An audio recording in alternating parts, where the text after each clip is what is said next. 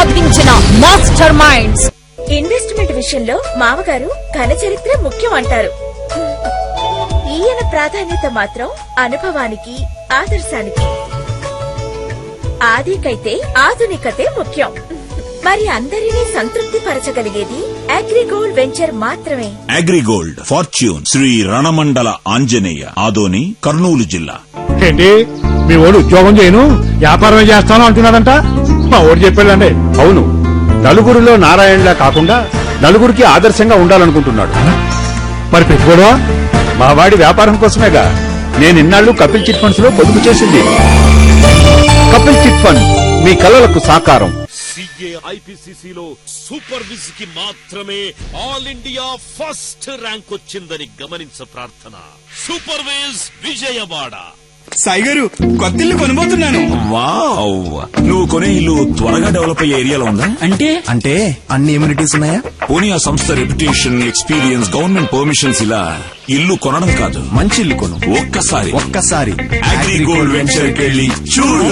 AgriGold fortune, Ananta Vihar, Anantapuram.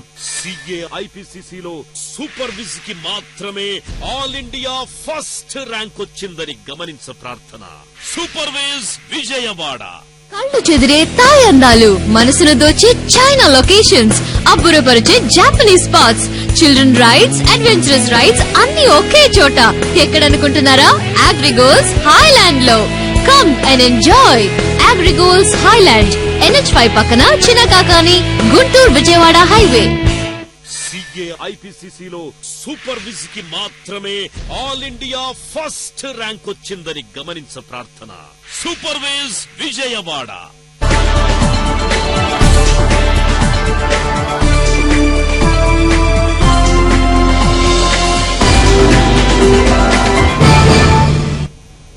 Welcome back. తమకు పదవుల మీద ఆశ లేదని, తెలంగాణ ప్రజల ఆకాంక్ష కోసం ఈ నెల 30న నిజాం కాలేజ్ గ్రౌండ్స్ లో భారీ బహిరంగ సభను నిర్వహిస్తున్నామని అన్నారు పంచాయతీరాజ్ శాఖ మంత్రి జానారెడ్డి. తెలంగాణ ఏర్పాటుకు సంబంధించి ఎలాంటి డెడ్ లైన్లు లేవన్నారు ఆయన. సోనియా గాంధీ ప్రత్యేక తెలంగాణ రాష్ట్రాన్ని ఇస్తారంటున్న జానారెడ్డితో మా ప్రతినిధి తిరుపతి ఫేస్ టు ఫేస్. కేంద్ర ప్రభుత్వానికి తెలంగాణ వాణిని మరోసారి వినిపించేందుకు సిద్దమవుతోంది కాంగ్రెస్. టీ కాంగ్రెస్ నేతలు ఈ మేరకు ఈ నెల 30న నిజాం కాలేజ్ గ్రౌండ్స్ లో ఒక సభను ఏర్పాటు చేశారు. దీని ద్వారా తెలంగాణ ప్రజల ఆకాంక్షను బలంగా కేంద్ర ప్రభుత్వానికి వినిపించి తెలంగాణ రాష్ట్రాన్ని సాధిస్తామంటున్నారు. మనతో పాటు సీనియర్ మంత్రి జానారెడ్డి గారు అందుబాటులో ఉన్నారు. చెప్పండి సార్, ప్రధానంగా ఈ రోజు కాంగ్రెస్ పార్టీ, టీ కాంగ్రెస్ నేతలు ఎందుకు ఈ సమావేశాన్ని ఏర్పాటు చేయాల్సి వచ్చింది? ఎందుకు అనేటువంటి ప్రశ్నే లేదు. మొత్తం మీరందరూ చెప్తున్నట్టుగా ఈ ప్రాంత ప్రజల 60 ఏళ్ల ఆకాంక్ష, ప్రత్యేక రాష్ట్రం యొక్క ఆవిర్భావం, ఆ ఆవిర్భావం యొక్క మనోభిష్టం కొరకే ఈ సభ ఏర్పాటు చేశారు. అంటే ప్రధానంగా మీరు ఏ విధమైన ఒత్తిడి కేంద్ర ప్రభుత్వం వైపు తేబోతున్నారు?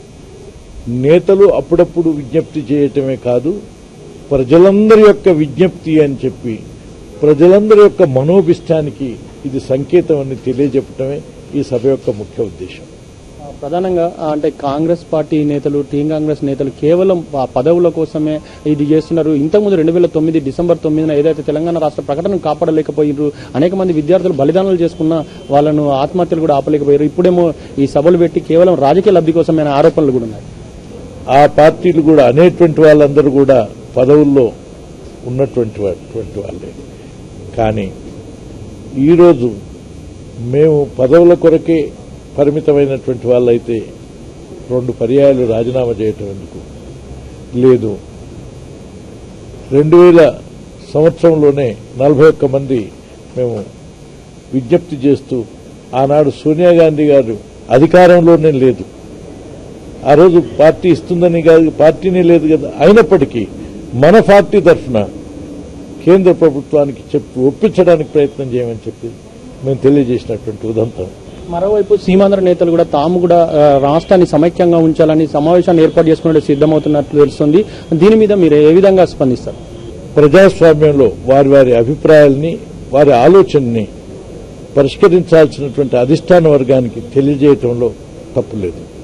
కానీ ఈ పరిస్థితులను దృష్టిలో ఉంచుకొని ఏది సబబో అది అధిష్టాన వర్గం నిర్ణయిస్తుంది. ఇటు తెలంగాణ సమస్యను పరిష్కరిస్తాము, త్వరలోనే తెలంగాణ రాష్ట్రం ఏర్పాటు చేస్తామనే వాదనలు వినవస్తున్నాయి. ఈ నేపథ్యంలో అంటే మీకేమైనా సమాచారం ఉందా?